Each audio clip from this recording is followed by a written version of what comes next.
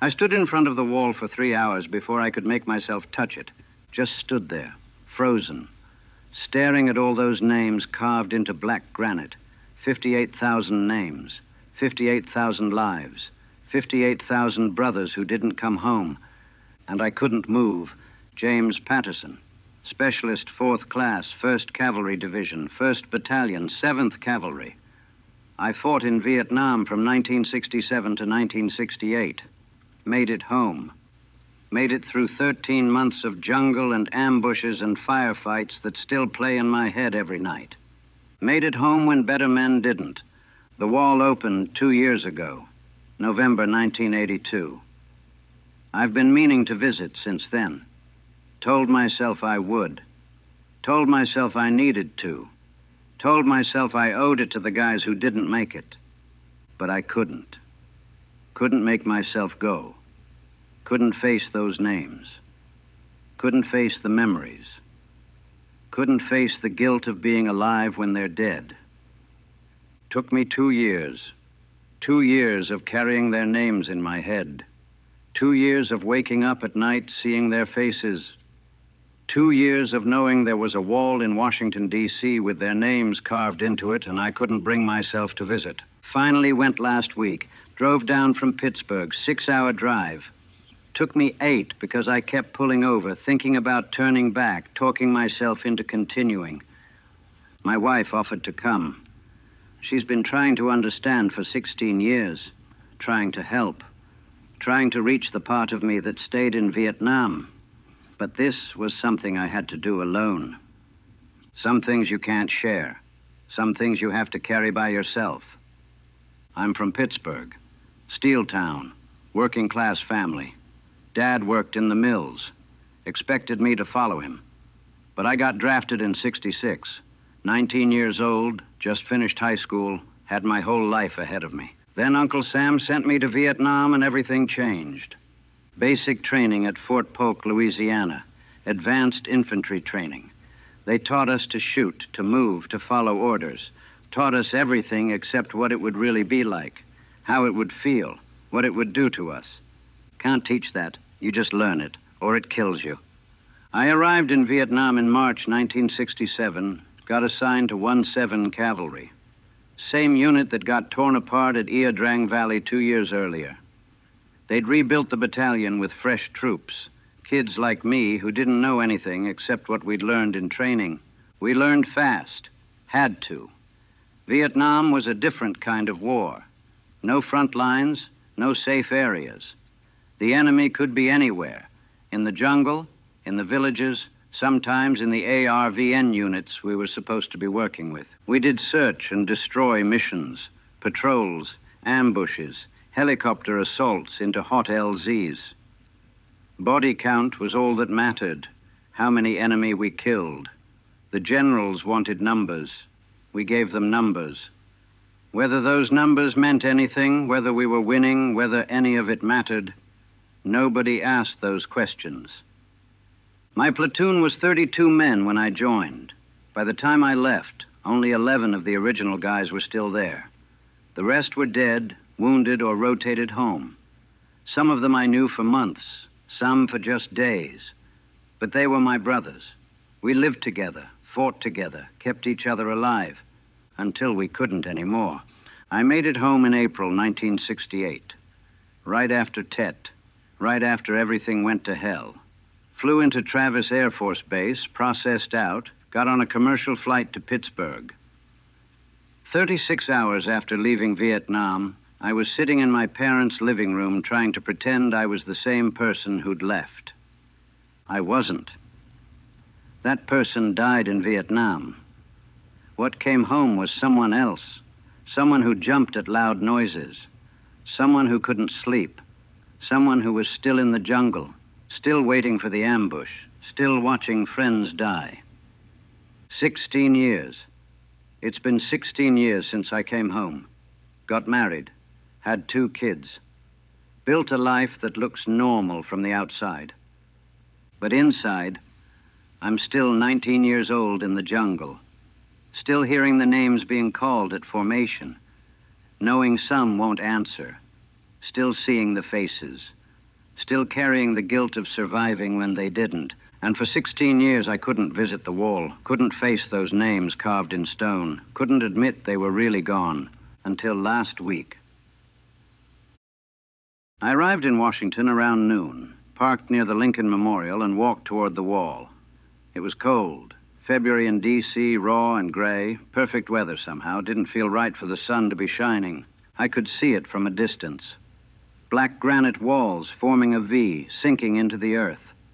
People gathered around it, some touching the names, some crying, some just standing there like I would be in a few minutes. I stopped maybe 50 yards away. Couldn't go closer, not yet.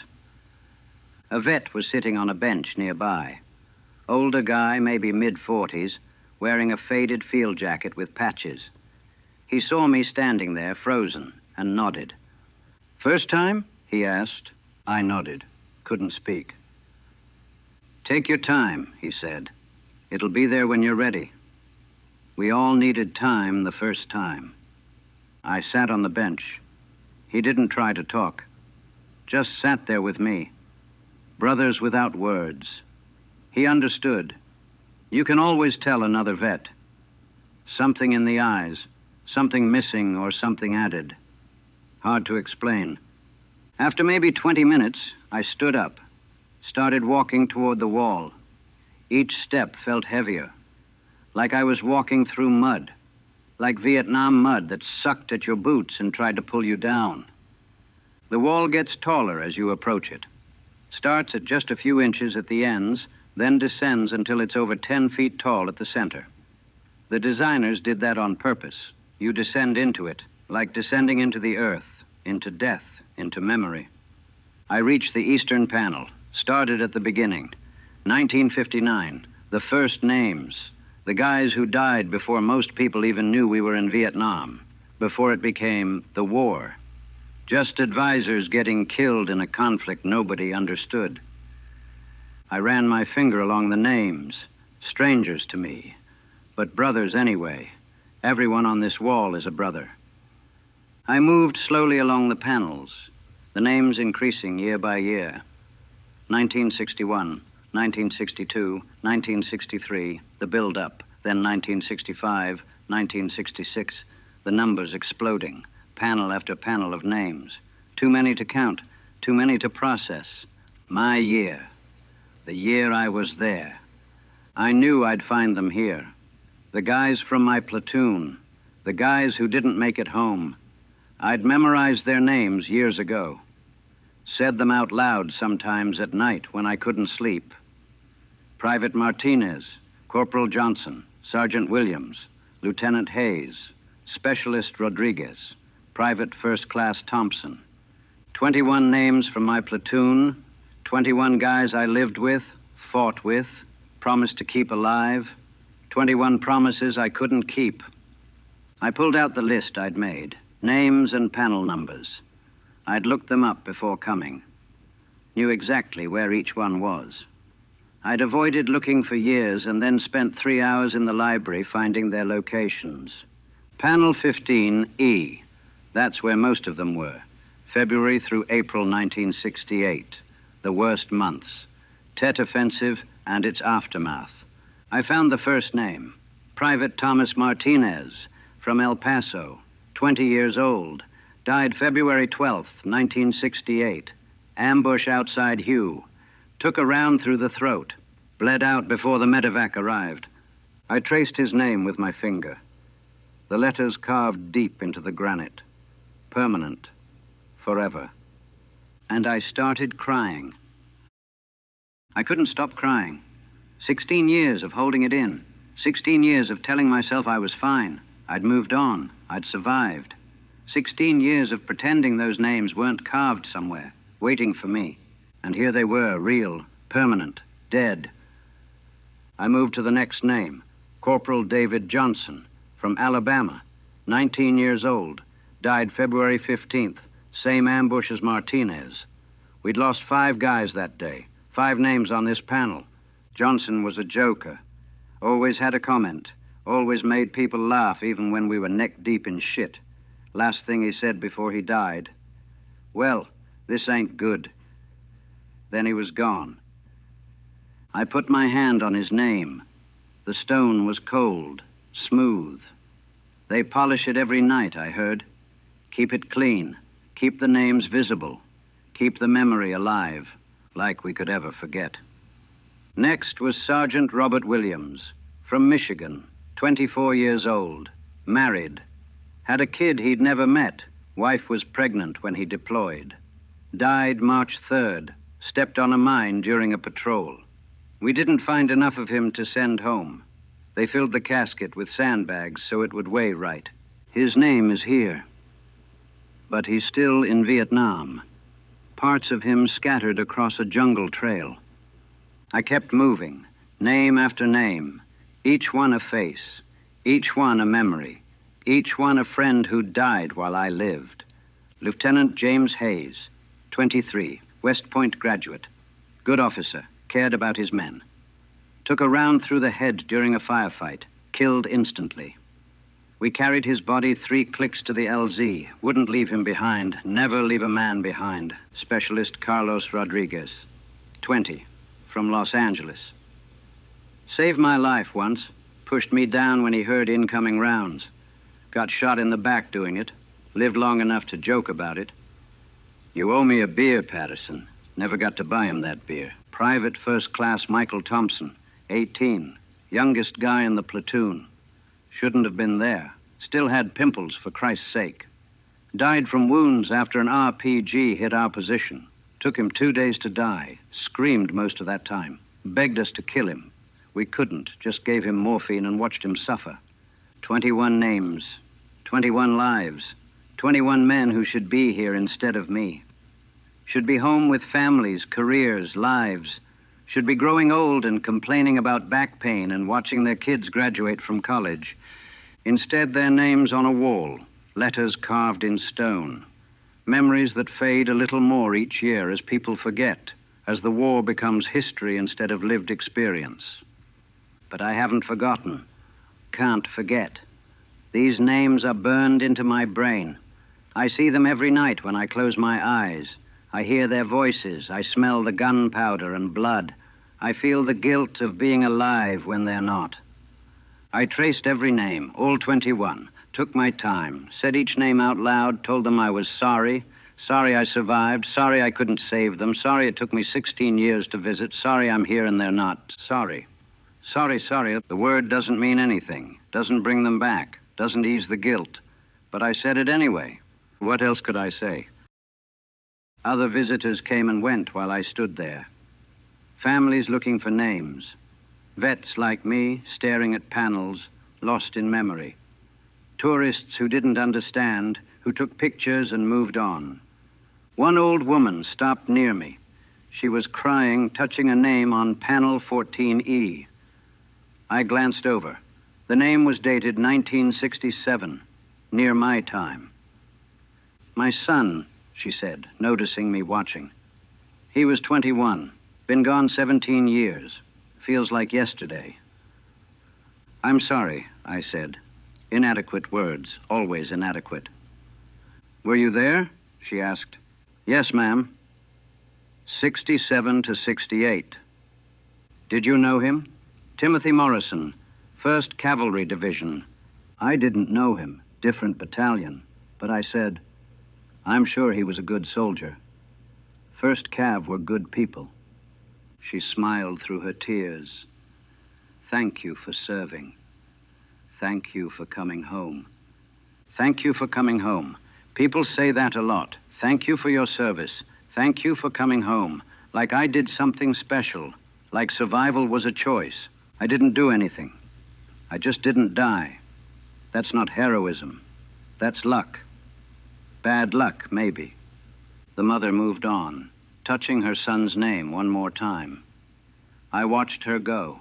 This woman who'd lost her child 17 years ago and still came to touch his name carved in stone. We're all prisoners of this war.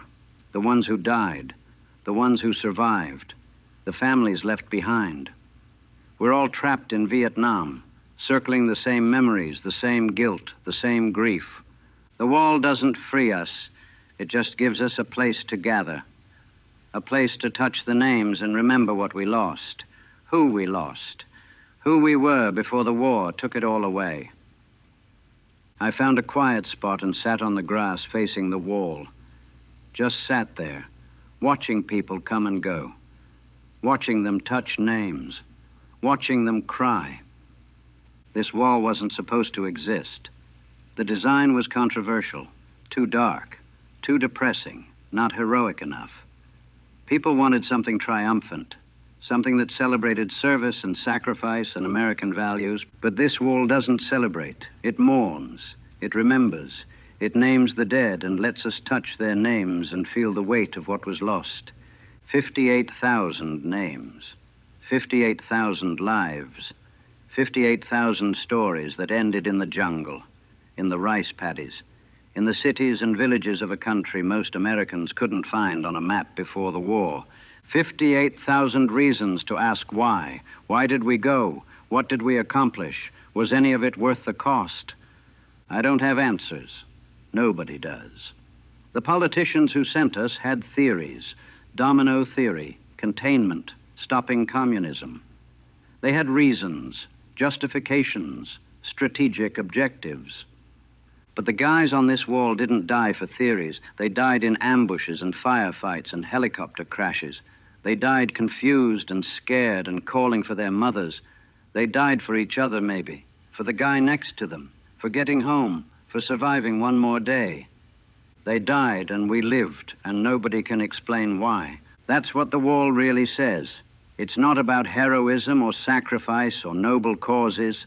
It's about loss. Pure, simple, overwhelming loss.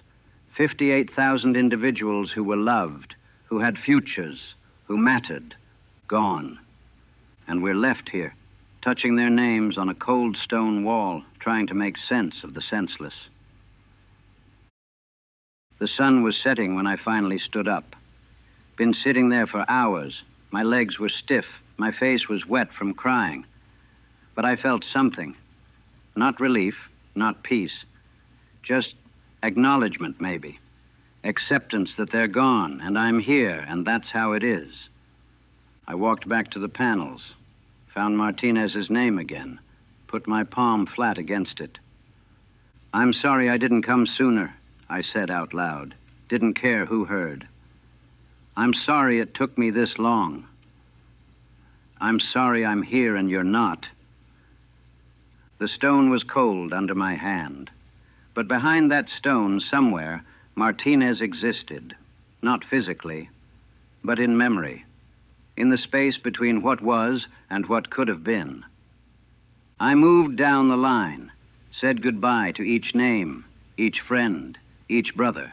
Johnson, Williams, Hayes Rodriguez, Thompson, all of them. 21 goodbyes. 21 promises that I'd remember, that I'd carry them, that their names wouldn't just be letters on a wall, that they mattered.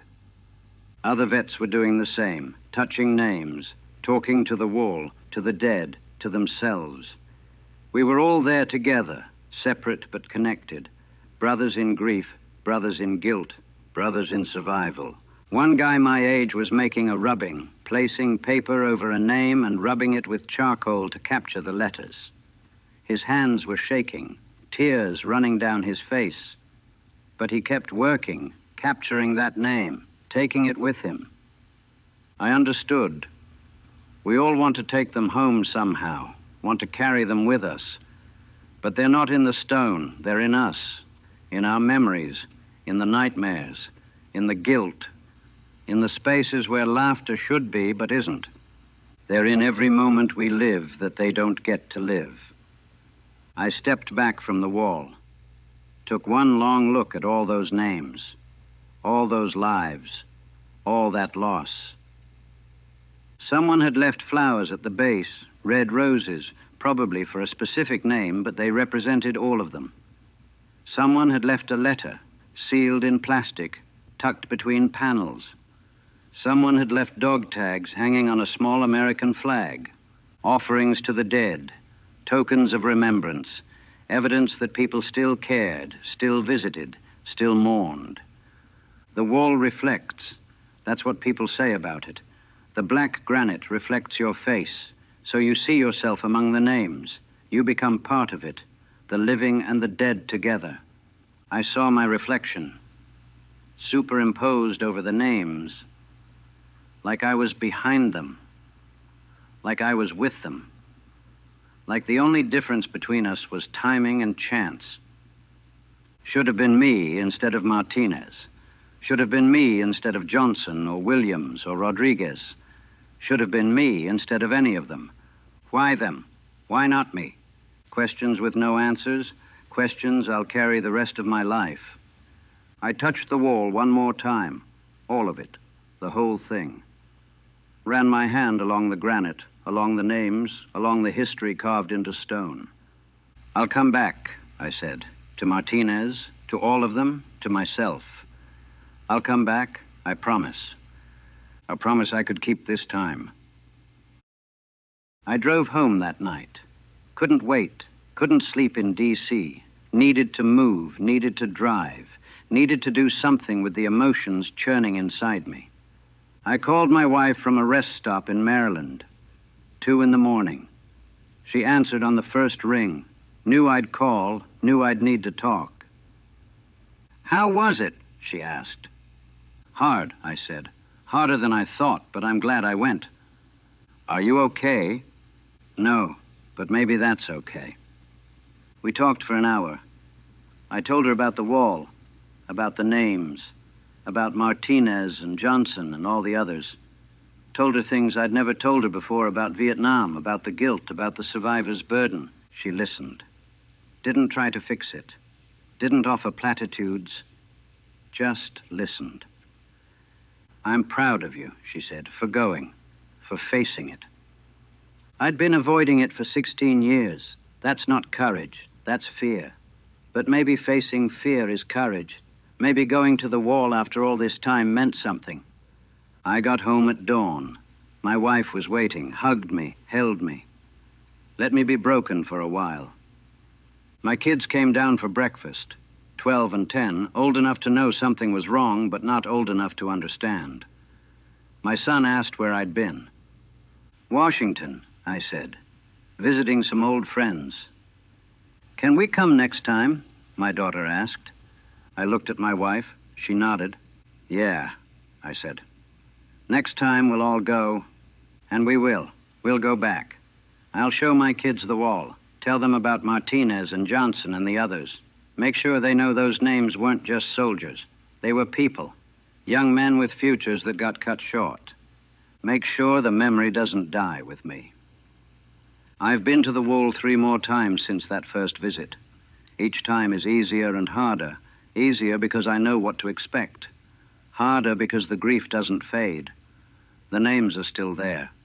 The loss is still real. But I keep going. Keep touching those names. Keep saying them out loud. Keep remembering. It's been 2 years since that first visit in 1984. 18 years since Vietnam. I'm 38 years old now. Still have nightmares. Still jump at loud noises. Still carry the war with me everywhere. But the wall helped somehow. Gave me a place to put the grief. A place to say goodbye. A place to acknowledge that they're gone and I'm here, and that's the reality I have to live with. The wall isn't healing. It's not closure. It's just acknowledgement. A place where the living and the dead can meet. Where we can touch stone and remember flesh. Where names carved in granite can represent lives lived and lost. 58,000 names. 58,000 brothers and sisters. 58,000 reasons to remember what war costs. I'll keep going back, keep touching those names, keep remembering Martinez and Johnson and Williams and Rodriguez and Thompson and all the others who didn't get to come home. Keep carrying them with me. Not as a burden anymore, as a responsibility, as a promise that they won't be forgotten, that their names won't just be letters on a wall, that they'll live on in memory, in stories, in the way I try to live my life for all of us who made it home. I stood in front of the wall for 3 hours before I could touch it. Now I can't imagine not touching it, not returning, not keeping that connection alive.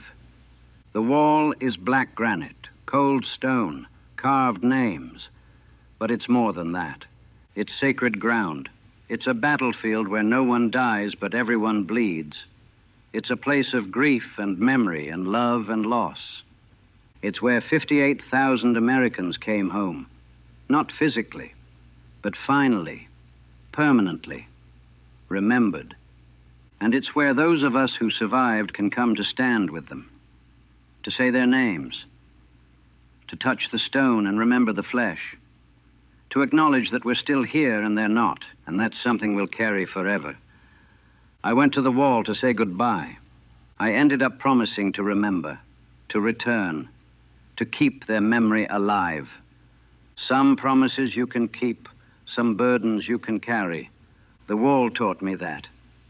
Showed me that remembering isn't weakness, that grief isn't failure, that carrying the dead doesn't mean you can't keep living. It just means you don't walk alone. You walk with ghosts, brothers, friends, names carved in stone who live on in memory forever. Martinez, Johnson, Williams, Hayes, Rodriguez, Thompson. I'm still here. You're not, but you're not forgotten. Not by me, not by the wall, not by anyone who touches those names and remembers what was lost. That's what the wall is. It's not a monument to war. It's a monument to loss, to love, to memory, to the price we paid and the people we lost and the debt we can never fully repay. But we can remember. We can visit. We can touch the names. We can say them out loud. We can make sure they live on. That's what I do now. That's what the wall taught me. Remember, return, honor the dead by living for them.